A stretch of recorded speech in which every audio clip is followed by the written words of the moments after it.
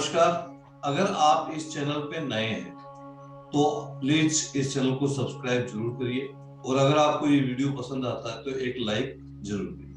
नमस्कार।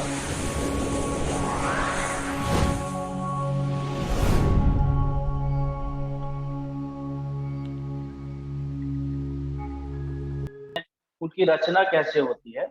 सबसे पहले हम यदि कोई भोजन करते हैं तो उससे रस बनता है। रस रस पर अधिकार है चंद्रमा का।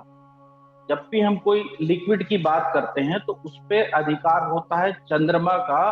और चंद्रमा के बाद जब वो रस बनता है उसके बाद वो सब की प्रक्रिया चालू होती है। तो उसके बाद ब्लड खून खून बनता है। खून पर मंगल का अधिकार होता है।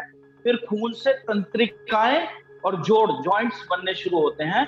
उस पर अधिकार होता है शनि का। फिर तंत्रिकाओं से मांस, मांस से मैदा, मैदा मतलब वसा, वसा पर अधिकार होता है गुरु का। गुरु का अधिकार जो जो वसा होती है, जो मैदा होती है, उस मैदा से अस्थियां बनती हैं। अस्थियां मतलब हड्डियां। हड्डियों पर सूर्य का अधिकार होता है। और उन हड्डियों से एक लिक्विड बनता है जिसको बोलते हैं मज्जा। मज्जा जो होती है वो हड्डी के अंदर होती है, बोन मैरो जिसको बोलते हैं। उस पर अधिकार होता है मंगल और बुध का। और उस मज्जा से, वो जो मज्जा जब तैयार होती है तो उससे फिर दोबारा हम क्या करते हैं कि एक नई संरचना का, एक नई ऊर्जा का हम संचार करते हैं। यानी उसी मज्जा से शुक्राणु या अंडे बनते हैं जिससे नई उत्पत्ति होती है। ये हमने पिछली इकाई में आपको बताया था। क्योंकि जड़ी बूटियों का विषय है और जड़ी बूटियों की बात कर रहे हैं हम, तो जड़ी बूटियों का सीधा संबंध हमारे ग्रहों से है, हमारे नक्षत्रों से है। हमारे नक्षत्र और हमारे ग्रहों से मिलने वाली ऊर्जा से है। जितने भी जड़ी बूटी हैं वो किसी न किसी ग्रह को, किसी न किसी नक्षत्र को रिप्रेजेंट करती हैं। यदि हम उनका उपयोग करते हैं, प्रयोग करते हैं, सेवन करते हैं तो हम उन ग्रहों को, उन नक्षत्रों को अपने अनुकूल बनाते हैं। तो ये जो पिछली साइंस थी, जो पहले राजा महाराजा या पहले के ऋषि मुनि अपनाते थे, तो एक अच्छा एस्ट्रोलॉजर या एक अच्छा पराविज्ञान जानने वाला, वो किसी भी साइंस का हो सकता है, अंक ज्योतिष का हो सकता है, पामिस्ट्री का हो सकता है, न्यूमरोलॉजी, मतलब किसी भी साइंस का हो सकता है। उसको यदि औषधियों की जानकारी है तो वो बहुत अच्छी रेमेडीज कर सकता है। क्योंकि एकमात्र जो नेचर ने हमें डायरेक्ट ऊर्जा का जो स्रोत दिया है वो है औषधियां। औषधियां जीवित पाई जाने वाली प्लांट होती है, उसमें सकारात्मक ऊर्जा होती है।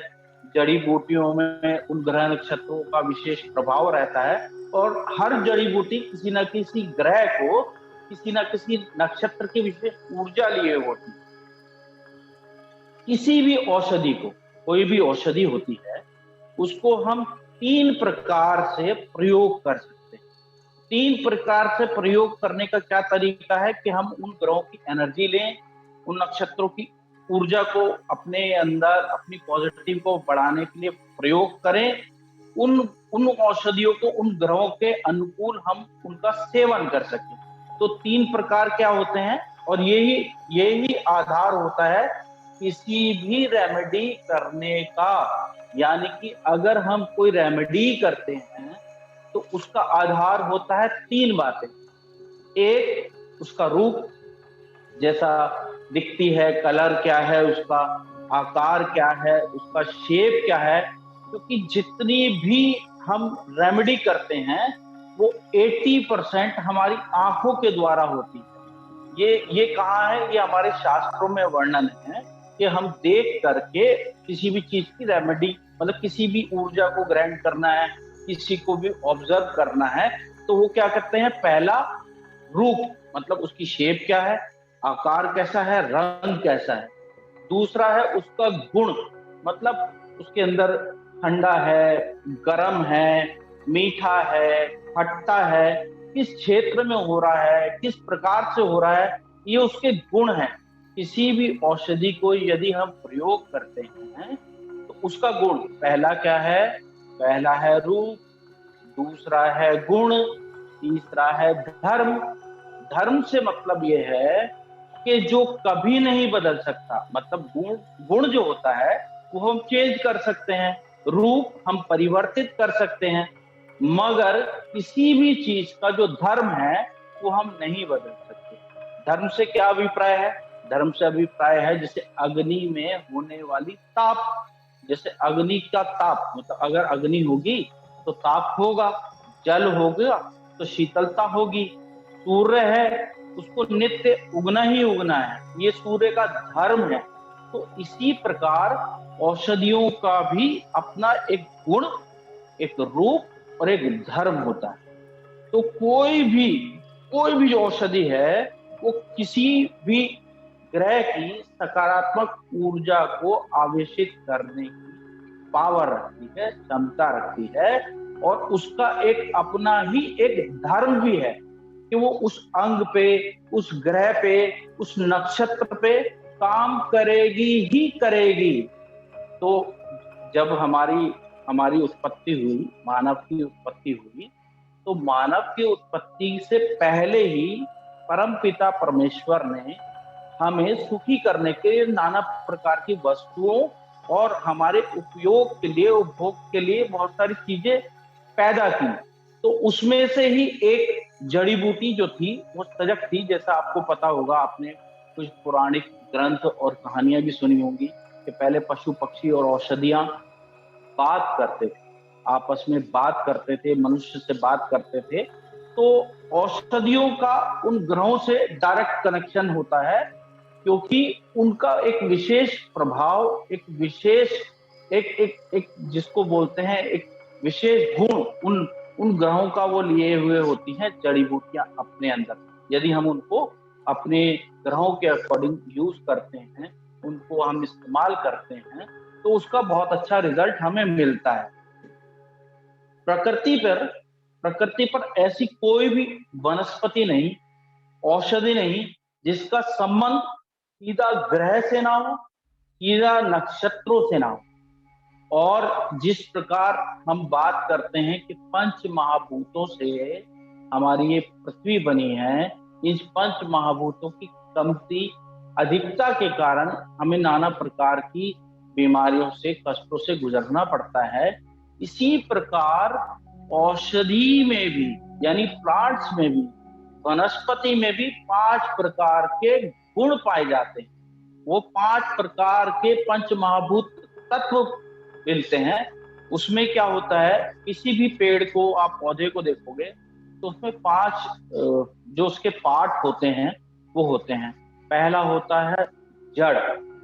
जो जड़ होती है वो जड़ पृथ्वी तत्व को रिप्रेजेंट करती है, क्योंकि पृथ्वी का क्या क्या गुण है?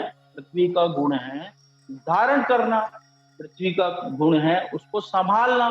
तो जड़ किसका रिप्रेजेंट करती है? पृथ्वी तत्व का। दूसरा जो तत्व होता है वो होता है तना। तने के अंदर तना किसको रिप्रेजेंट करता है? तना करता है जल तत्व को, क्योंकि जितना भी संचार होता है जल का, जितना भी जल से जो पार्ट होता है सबसे ज्यादा वो तने में पाया जाता है। तने ही ऊपर जल को लेके जाता है, और तने के अंदर ही सबसे ज्यादा जल तत्व की प्रधानता होती है। तीसरा जो पार्ट होता है वो होता है पत्ते। पत्ते क्या करते हैं? पत्ते जो प्रेजेंटेशन करते हैं वो करते हैं वायु तत्व की। वायु तत्व की क्यों? क्योंकि पत्तों से ऑक्सीजन मिलती है, हवा मिलती है, छाया मिलती है। तो ये किसको रिप्रेजेंट करते हैं? ये करते हैं वायु तत्व। चौथा होता है फल और फूल, जिसके बारे में आज मैं आपको बताऊंगा कि कैसे फूलों से हम अपने ग्रह नक्षत्रों को ठीक कर सकते हैं। तो जो चौथा तत्व होता है जिसको कहते हैं अग्नि तत्व, वो क्या काम करता है? अग्नि का काम होता है किसी चीज का रूप बदलना, जनरेशन करना, उसको अपने अंदर क्रियात्मक रूप से उसको आगे बढ़ाना। अग्नि का काम क्या होता है? जीवन शक्ति और संचार को, ऊर्जा को आगे बढ़ाना। ऊर्जा, ऊर्जा अग्नि के अगर बात करते हैं तो ऊर्जा की बात होती है। तो चौथा जो प्रमुख तत्व है वो है फल और फूल। और इस प्लांट में, औषधि में, जो पांचवा गुण पाया जाता है, पांचवा तत्व पाया जाता है, वो पाया जाता है आकाश तत्व। आकाश, आकाश, क्योंकि हमने बोला है कि पंच महाभूतों से ये सारी सृष्टि बनी है और हम अपना उपाय पंच इन तत्वों को ठीक करने से भी कर सकते हैं। तो आकाश तत्व क्यों? क्योंकि सर यू आर नॉट जितनी भी संरचना है। ऑडिबल, आप सुनाई नहीं दे रहे। Hello Sir, you are audible. I think he is audible to all. जिनको audible नहीं है, please check your mic and your audio setting. आप कंटिन्यू कीजिए जय भाई। जी जी जी, देखिए हम पहले बात कर रहे थे चौथे तत्व की। तो चौथा तत्व है फल और फूल, जो हमारा अग्नि तत्व को रिप्रेजेंट करता है। और पांचवा तत्व है आकाश, मतलब हमारी जितनी भी ये सृष्टि है, रचना है, ये आकाश तत्व से आती है और आकाश तत्व में विलीन है। तो वो क्या काम करता है? वो है उस फल का बीज। यानी कि हम इन, मतलब एक प्लांट लगाने से, एक पौधा लगाने से, एक औषधि पौधा लगाने से आपको कितने तत्वों का बैलेंस करना है? आपके 5 तत्व बैलेंस होते हैं: अग्नि, पृथ्वी, वायु, जल और आकाश। तो होता क्या है, ये जो औषधियां हैं, ये जो वनस्पतियां हैं, ये आप विशेष एक ग्रह की, विशेष एक नक्षत्र की, उसमें ऊर्जा समाहित होती है, उस पर एक विशेष ग्रह का प्रभाव रहता है। तो वो क्या होता है, जब हम उसको जनरेट करते हैं, हम उसको प्रयोग में लाते हैं, तो हम उस नक्षत्र की और उस ग्रह की ऊर्जा को डायरेक्ट कंज्यूम करते हैं। और जब हम कोई प्लांट इस नेचर को देते हैं, वनस्पति औषधि यहाँ लगाते हैं, तो हम क्या करते हैं? हम अपने पांचों तत्वों को बैलेंस करते हैं, हम अपने पांचों तत्वों को इक्वल करते हैं। हम अपने पांचों तत्व, जो क्योंकि वो ग्रह कहीं ना कहीं तत्वों को हम या तो कम करेंगे या ज्यादा करेंगे, तो उनको हम बैलेंस करके उन ग्रहों की ऊर्जा को पा करके और अच्छे हो सकते हैं, खुशहाल हो सकते हैं और नेचर को कुछ दे सकते हैं। और नेचर का एक सिद्धांत है कि हम प्रकृति को जो भी देते हैं, कुछ भी दें, हम प्रकृति को जो भी देंगे, प्रकृति उससे कहीं ज्यादा गुण, कहीं ज्यादा चीजें हमें लौटाती है, हमें वापस करती है। कि ये औषधियां, ये वनस्पति डायरेक्ट उस प्रकृति को, उस नेचर को रिप्रेजेंट करती है। तो उससे संबंधित ग्रह ऑटोमेटिक हमारे फेवर में आने लगते हैं यदि हम उस तरीके के उपाय करते हैं, यदि उस तरीके की औषधियां और उन चीजों का हम सेवन करते हैं, तो वो प्लैनेट हमारे अनुकूल होने लगते हैं। आज मैं आपको बताऊंगा कि औषधियों का ये चौथा जो पार्ट है, यानी कि चौथा ये गुण है, जिसको बोलते हैं फूल। फूल को हम किस प्रकार से अपनी रेमेडी के तौर पर इस्तेमाल करते हैं, मतलब फूलों को हम किस प्रकार से अपने ग्रह नक्षत्रों को फेवर में करने के लिए, उनको अनुकूल बनाने के लिए, उनकी सकारात्मक ऊर्जा का आवेशित करने के लिए अपने शरीर पर, अपने अपने पर्यावरण पर, अपने भूभाग पर उसको अनुकूल बनाने के लिए कैसे हम फूलों का प्रयोग कर सकते हैं। तो आपने देखा होगा कि जब हम फूलों की बात करते हैं, फूल जब हम बात करते हैं फूलों की, तो फूल उस औषधि की पहचान है। मैं आपको रेमेडी करने का तरीका बता रहा हूँ कि हम जब रेमेडी करते हैं तो हमें क्या करना चाहिए। हमें 3 चीजें जरूर देखनी चाहिए: रूप, गुण और उसका धर्म। और हमें किसी भी चीज को जो हम रेमेडी के तौर पे इस्तेमाल करते हैं, तो उसका प्रयोग किस प्रकार करना चाहिए, हमें वो दिखती कैसी है, उसके गुण कैसे हैं, उसका धर्म कैसे है। अब जैसे फूल है, फूल अगर आप दिमाग में सोचें फूल के बारे में, तो औषधियों के जो फूल हैं, वनस्पतियों के जो फूल हैं, वो क्या है? वो सौंदर्य, वैभवता, कोमलता और नई उत्पत्ति का कारक है। जब हम फूल की बात करते हैं तो सबसे पहले आपकी अटेंशन जाती है उसकी सुंदरता पर, दूसरा उसकी सॉफ्टनेस, कोमलता पर, तीसरा उसकी वैभवता पर, चौथा फूलों में पराग होते हैं, पराग से नई ऊर्जा, नई संरचना, नई उत्पत्ति होती है और फूलों से ही आगे चलकर फल बनते हैं।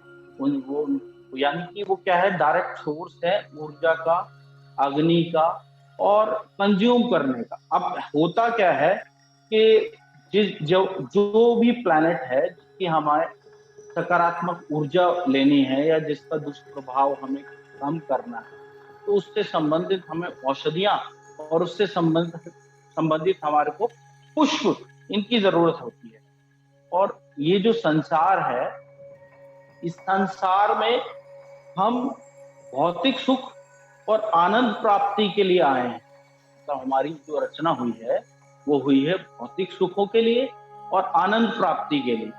और फूलों से अच्छी क्या रेमेडी हो सकती है? आप ये देखिए, सुंदरता, वैभवता, मिठास, क्योंकि फूलों से ही मधुमक्खी उसका रस लेकर के और शहद का निर्माण करती है। यानी फूल क्या करते हैं? शहद, यानी मिठास और सुंदरता और पहचान का प्रतीक है, पहचान, सिंबल। आपको याद होगा कि जब लक्ष्मण जी को बाण लगा था तो जो ऋषि वो सुषेण आए थे, उन्होंने जब वो बोला कि हनुमान जी को कि आप जाइए और वहां पर्वत पे, हिमालय पर जो पुष्प होगा, जो जिसमें लाइट होगी, जिसमें ऊर्जा होगी, वो वाला औषधि से लक्ष्मण जी ठीक हो सकते हैं। तो इससे हमें क्या देखने को मिलता है, सीखने को मिलता है कि पुष्प जो है वो पहचान है, पहचान। अब उसको हम प्रयोग कैसे कर सकते हैं? यानी कि अगर आप रेमेडी के तौर पर पुष्पों का आप वितरण करते हैं या भगवान को चढ़ाते हैं, तो उससे आपको क्या मिलती है? पहचान। और ये सब चीजें, क्योंकि मैंने जैसे आपको बताया कि प्रकृति का, नेचर का गुण है कि जो हम उसको देंगे वो ही हमें वापस मिलेगा। और फूलों से ज्यादा शुद्ध कोई हो भी नहीं सकता, क्योंकि फूल जो है सबसे ज्यादा कोमल और शुद्ध होते हैं। तो ये जो विशेष, जब हम किसी ग्रह का, जब किसी नक्षत्र का हमारे को कुछ उपाय करना होता है, तो हम उनका किस प्रकार से प्रयोग कर सकते हैं, कैसे कर सकते हैं? कुछ पौराणिक कथाओं में, कुछ पौराणिक ग्रंथों में एक बात आती है, एक कहानी आती है, जिसमें ये बताया भी है कि जैसे आपको मैं एक रेमेडी भी बताता हूँ कि अगर आप हार श्रृंगार के पुष्प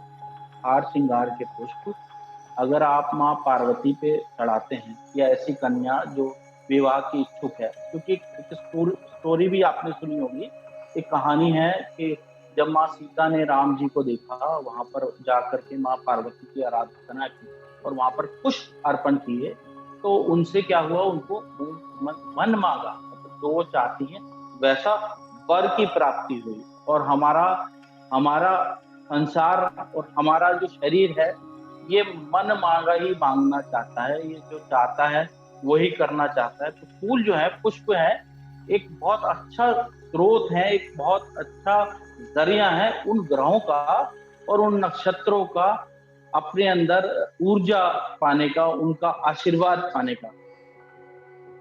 आज मैं आपको बताऊंगा कि गुरु बृहस्पति देव को प्रसन्न करने वाले कौन से पुष्प हैं। मतलब आप गुरु बृहस्पति को जिससे खुश कर सकते हैं, प्रसन्न कर सकते हैं, या गुरु बृहस्पति की आप सकारात्मक ऊर्जा को ग्रहण कर सकते हैं, और किस प्रकार कर सकते हैं, और वो कौन से पुष्प हैं जिनसे आप गुरु बृहस्पति की साक्षात ऊर्जा को अपने अंदर आवेशित कर सकते हैं। तो यदि आपके चार्ट में लोशोग्रीड का जो चार्ट होता है, यदि उसके अंदर नंबर 3 की कमी हो, आपका उत्तर पूर्व, जो घर का उत्तर पूर्व का कोना हो, यदि उसमें कोई खराबी हो, यदि उसमें कोई वास्तु दोष हो, यदि उसमें कोई कट हो, यदि वो ऊंचा हो, यदि उसमें कोई गंदगी हो, यदि वो वहां पर कोई अग्नि का काम हो रहा हो, तो गुरु बृहस्पति देव डिस्टर्ब होते हैं, खराब होते हैं, परेशानी देते हैं। और यदि आपका गुरु पर्वत जो है वो अगर आपका खराब हो, कमजोर हो, कटा फटा हो, ठीक ना हो, तो उसको भी किस प्रकार से हम ठीक कर सकते हैं। और कुंडली में यदि गुरु चंडाल योग हो, यदि गुरु पापकत्री में हो, यदि गुरु पीड़ित हो,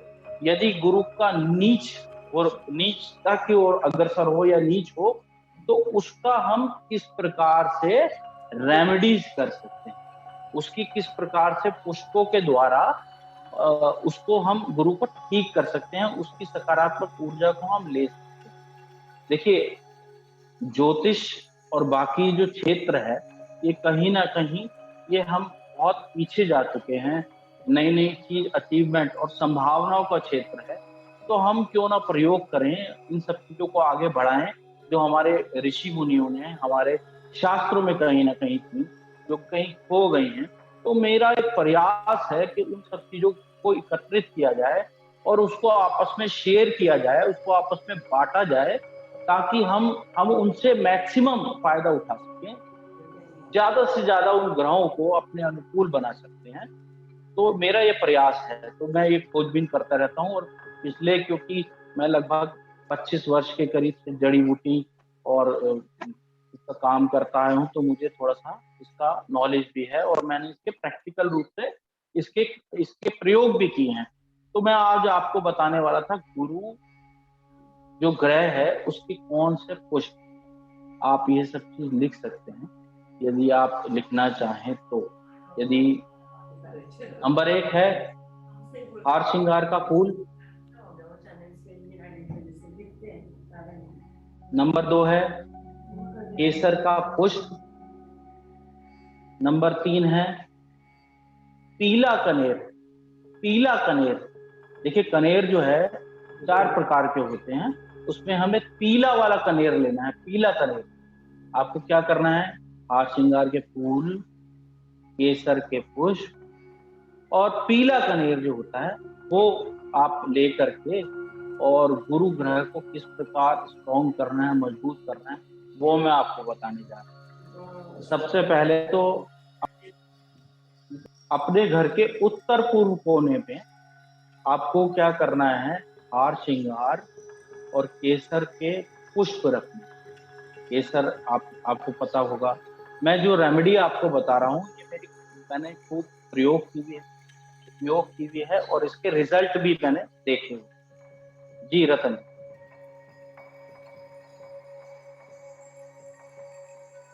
हेलो। रतन जी, आपकी आवाज नहीं आ रही, आप कुछ बोल रहे हैं?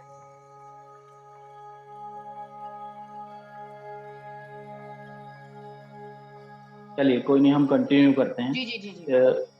घर के उत्तर पूर्व कोने में केसर के और हार श्रृंगार के पुष्प रखने। केसर और हार श्रृंगार के पुष्प यदि गोल्डन कलर के डब्बे में, यदि गोल्डन कलर के आप किसी पाउच में या कपड़े में रखेंगे तो उसका प्रभाव बहुत अधिक होता है, बहुत सही रहता है। एक दूसरा, आपको रेशो तय करनी है। रेशो, जब भी आप किसी घर का वास्तु ठीक करते हैं, उसकी रेमेडी करते हैं, तो आपको ये पता होना चाहिए कि उसके घर का आकार कितना है, उसकी लेंथ कितनी है, उसका कितना एरिया है। तो उसके लिए हमने एक पैरामीटर बनाया है कि 100 गज का जो घर है उसके लिए 4 ग्राम केसर और 100 ग्राम हार श्रृंगार के फूल, यानी कि जितना गज बढ़ता जाएगा उतने ग्राम उसको हार श्रृंगार के फूल बढ़ाने हैं। और 25 गज पर 1 ग्राम, ये रेशो है, यानी 25 गज पर 1 ग्राम, उसके अकॉर्डिंग आप उसको बढ़ाते रहें। एक तो आपको ये करना है। दूसरा क्या करना है कि वो जो गोल्डन कलर के बैग या बॉक्स में या कपड़े में, वहाँ नॉर्थ ईस्ट में आपने वो रखा हुआ है, उसको रोज सुबेरे लेना है, उसको जल में डालना है और भगवान सूर्य देव को वो जल अर्पण कर। इससे क्या होगा? इससे आपको गुरु ग्रह की सकारात्मक ऊर्जा मिलनी स्टार्ट हो जाएगी। दूसरा प्रयोग क्या कर सकते हैं? दूसरा प्रयोग कर सकते हैं कि आप हार श्रृंगार, केसर, इनका जल लेकर शिवलिंग पर चढ़ाएं। शिवलिंग पर चढ़ाने से हमारा जो गुरु ग्रह है, क्योंकि हम जो नेचर को दे रहे हैं तो ये इंडिकेट कर रहे हैं कि हमें नेचर से क्या चाहिए, हमें नेचर से क्या लेना है। तो नेचर को बताना बहुत जरूरी है कि हमें आपसे चाहिए क्या, हमारी कामना क्या है। तो हम क्या करते हैं कि गुरु ग्रह को के लिए शिवलिंग पर केसर और हार श्रृंगार के हम जो है वो जल उनको अर्पण करते हैं। अगला जो उपाय मैं आपको बताने जा रहा हूँ गुरु का, वो ये है कि आपको हार श्रृंगार के जो पौधे हैं वो लगवाने हैं। जैसे कि मैंने बताया आपको कि जो नेचर को हम जो देंगे, नेचर हमें वो देगी। तो हार श्रृंगार के पौधे जब हम लगवाते हैं तो हम गुरु ग्रह की ऊर्जा को हम अपने अंदर अब्जॉर्व करते हैं, तो हम अपने अंदर समावेशित करते हैं। और आपको क्या करना है, जैसे मेरे कुछ मित्र हैं, मेरे कुछ अफसर हैं जो अंक ज्योतिष से रेमेडी करते हैं, उनके लिए मैं एक उपाय बता रहा हूँ कि अपने लेफ्ट हैंड के ये जो पार्ट है, यहाँ पर घड़ी बनती है, यहाँ पर केसर का जल लेकर के क्या करना है,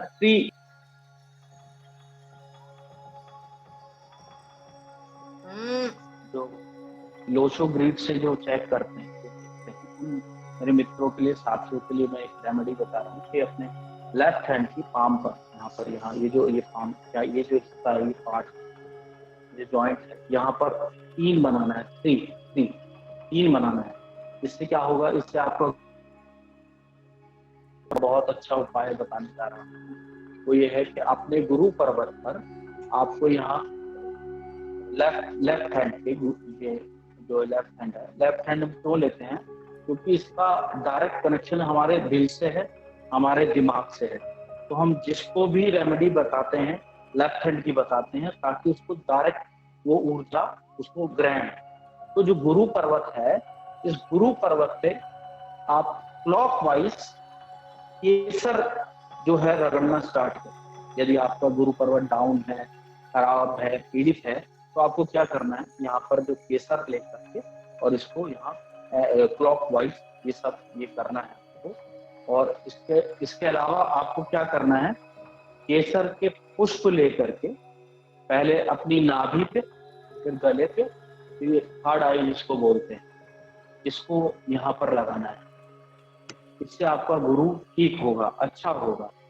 और जो हम स्नान करते हैं, जैसे हमारी गुरु की एनर्जी डाउन होती है, गुरु हमारा कमजोर होता है, तो उसका क्या है, केसर और हार श्रृंगार के जो पुष्प वो ले करके और उससे उसको अपने नहाने वाले पानी में डाल करके और उससे स्नान करें।